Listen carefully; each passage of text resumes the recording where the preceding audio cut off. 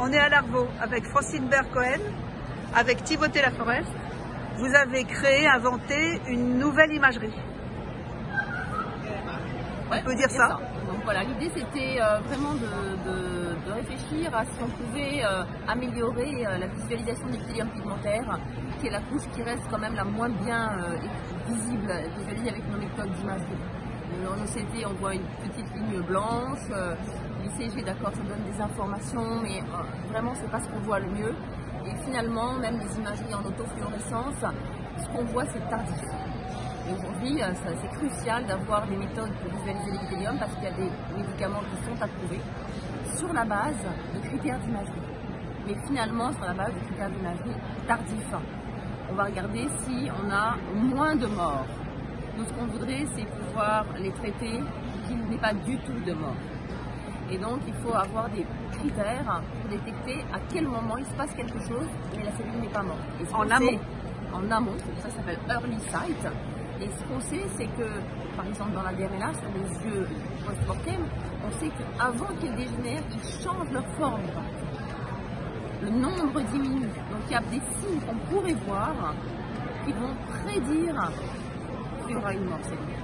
Et donc, c'était ça l'enjeu. Et c'est donc quand j'étais en Suisse pendant quelques années que j'ai rencontré Timothée, Mathieu, Christophe, bref, des ingénieurs,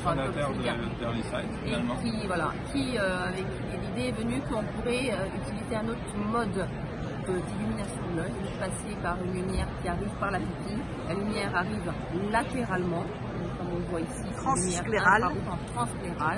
Et il y a assez de lumière qui parvient dans le fond de l'œil pour renvoyer un signal suffisant à visualiser l'épithélium pigmentaire comme on peut le voir ici. Et après, on peut utiliser des logiciels qui le quantifient. Donc peut-être que Timothée va mieux expliquer l'aspect optique de la chose. Voilà. Dans la technologie, on utilise cette illumination transclérale combinée à des composants qu'on appelle l'optique adaptative. Ces composants vont corriger en temps réel les imperfections de la lentille du patient. Du cristallin, de la cornée, voilà, tout ça. Okay. De manière à atteindre cette résolution cellulaire. Et donc la combinaison de cette illumination transclérale aux composants d'optique adaptative donne ces images à la fois qui ont un bon contraste et une très bonne résolution. Et on arrive de cette manière à prendre des images donc, de l'épithélium pigmentaire, mais pas seulement. Il y a aussi des photorécepteurs, qui aussi sont une couche importante, et des fibres nerveuses, qui sont en fait le groupe d'axones qui connectent d'une part les neurones de la rétine et d'autre part les neurones du cerveau. Et tout ça en 2 secondes. Oui, super. Donc en fait, la machine, c'est cet objet là-bas qui est encore volumineux, mais qui tient dans un cabinet quand même. Hein, qui est marqué CE. Qui est marqué CE, d'accord. Ok.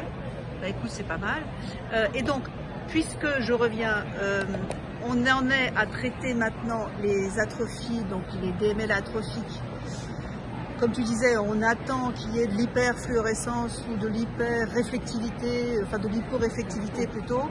Et là, on pourrait trouver juste des modifications de forme avant que ça meure et commencer à traiter en amont.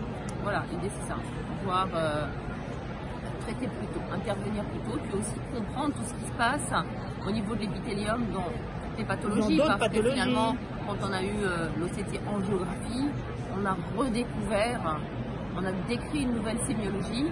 Là, maintenant, avec cet appareil, il faut comprendre ce qui se passe dans le MIOG, dans des pathologies inflammatoires, dans la CRSC, dans les phases précoces de la rétinopathie diabétique, et trouver des biomarqueurs d'imagerie qui pourront nous indiquer à quel moment il serait intéressant ou pas de traiter des patients, même avec des médicaments connus finalement, parce qu'aujourd'hui, on n'a pas tellement de moyens de voir d'éléments objectifs. Voilà.